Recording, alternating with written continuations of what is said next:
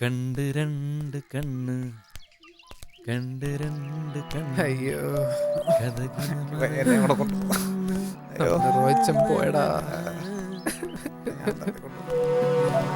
കൊണ്ടുപോടാ. അയ്യോ പാറപ്പോഴും പറഞ്ഞ പോണ്ടാന്ന്. അത് കേൾക്കുന്ന എനിക്ക് തന്നെ വേണം. എന്താ ഒരു പഴഞ്ചൊല്ലി പറഞ്ഞ പഴഞ്ചൊല്ല് പറയാൻ പറ്റിയ ടൈമാണല്ലോ. എന്നോട് എന്തിനാ ചൂടാവുന്നേ? നീ അല്ല റോയിച്ചനെ പറഞ്ഞ ഇളക്കിയേ. ഞാൻ മാത്രമാണോ? നീ ഉണ്ടായിരുന്നില്ലേ? അതുകൊണ്ടാ നമ്മൾ രണ്ടുപേരും അനുഭവിച്ചോണ്ടിരിക്കുന്നെ. ഇപ്പോഴും ശ്വാസം നേരെ വേണ്ടില്ല. ആ ദിവസം തീരാൻ ഇനി നേരണ്ടല്ലോ. വീണോളും.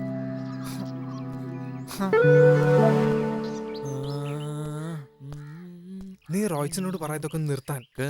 അതൊന്നും ശരിയാവില്ല. ഇപ്പൊ പറഞ്ഞ നമ്മൾ റോയിച്ചിനിപ്പോ തോറ്റ പോലെയാവും. അല്ലെങ്കിൽ പറയാല്ലേ, വേറെ വഴിയൊന്നും കാണുന്നില്ല. ആ വാ വാ. ശരിയാവോ? റോയ് അളിയാ, എടാ റോയ്, നിനക്ക് ഒരു മാറ്റവും ഇല്ലല്ലോ, പഴയ പോലൊക്കെ തന്നെ ഉണ്ട്. നീയും പഴയ പോലെയൊക്കെ തന്നെ. ആ ഇതെന്റെ അനിയൻ ടോണി, ജസ്റ്റ് വൺ എഫ്എമ്മില് ആർജയാ. ഏതാ പ്രോഗ്രാം? ലവോളജി. അയ്യോ, ഞാൻ കേട്ടിട്ടുണ്ട്. എന്റെ ഓഫീസിലൊക്കെ ടോണിക്ക് ഒത്തിരി ആരാധകരുണ്ട്. ഇതാരാ? ആ അത് ആനന്ദ്, ടോണിയുടെ ഫ്രണ്ടാ. സിനിമാടനാവാൻ നടക്ക. ഓഹോ, ഇനി എനിക്ക് ഓഫീസിൽ പോയി ഷൈൻ ചെയ്യാം. എന്റെ ഫ്രണ്ടിന്റെ അനിയന ആർജെ ടോണി എന്ന് പറഞ്ഞിട്ട്. ഞാൻ ഒപ്പം നിന്നൊരു ഫോട്ടോ എടുത്തോട്ടെ? ആനന്ദ, ആനന്ദേ ഒരു ഫോട്ടോ എടുത്ത്. ആ എന്നാ.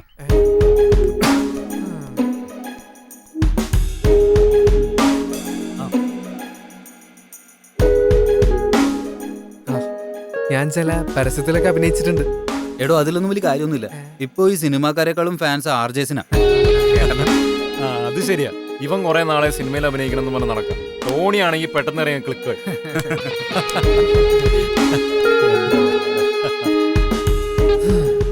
ടോണി, ആക്ടർക്കാണോ ആർജയ്ക്കാണോ വില എന്ന് കാണിച്ചു തരടാ.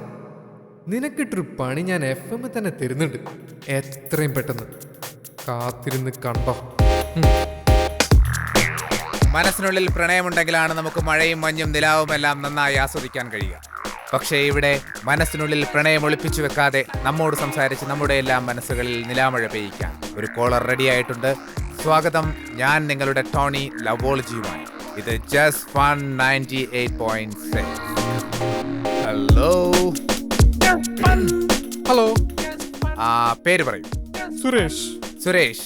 സുരേഷ് വളരെ പോപ്പുലർ ആയിട്ടുള്ള ഒരു പേരാണല്ലോ. ഞങ്ങളുടെ നാട്ടിലൊക്കെ 10 കല്ല് മേലേക്ക് എറിഞ്ഞാൽ 8 എണ്ണവും സുരേഷുമാരുടെ തലയിലായിരിക്കും വീഴുക. ഞങ്ങളുടെ നാട്ടിൽ 6 വീഴും. ഞാൻ കൊച്ചിയിലേക്ക് പോകുന്നോണ്ട് ഒരെണ്ണം കുറഞ്ഞു. ഇപ്പൊ 5 വീഴും. സുരേഷ് നന്നായിട്ട് സംസാരിക്കുന്നുണ്ടല്ലോ. കല്ല് അസ്ഥാനത്തെങ്ങാനും വീണതായിരിക്കും അല്ലേ? എന്തായാലും പറയൂ സുരേഷ്, സുരേഷിന്റെ പ്രണയത്തെ കുറിച്ച് പറയൂ. ആക്ച്വലി എന്റെ കാര്യമല്ല, എന്റെ ഒരു ഫ്രണ്ടിന്റെ കാര്യ. അവന്റെ പേര് ജോണി. അവന് 10-16 വർഷമായി പ്രേമിക്കുന്ന ഒരു പെൺകുട്ടിയുണ്ട്. 16 വർഷം. എന്താ കുട്ടിയുടെ പേര്?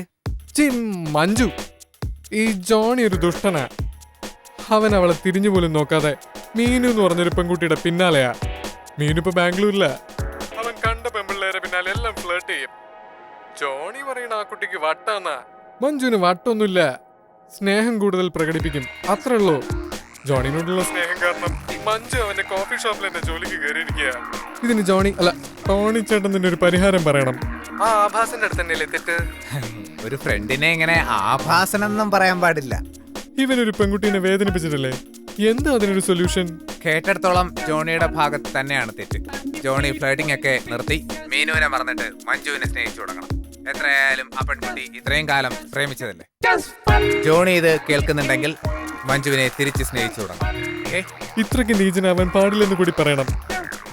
ഇത്രക്ക് നീചനാവാൻ പാടില്ല ജോണി. തൽക്കാലം എത്ര മതി. ശരി എന്നാ വെക്കട്ടെ, ബൈ. ലവോളജിയിൽ സുരേഷിനും സുരേഷിന്റെ ഫ്രണ്ട് ജോണിക്കുമായി പാട്ട് കേൾക്കാം.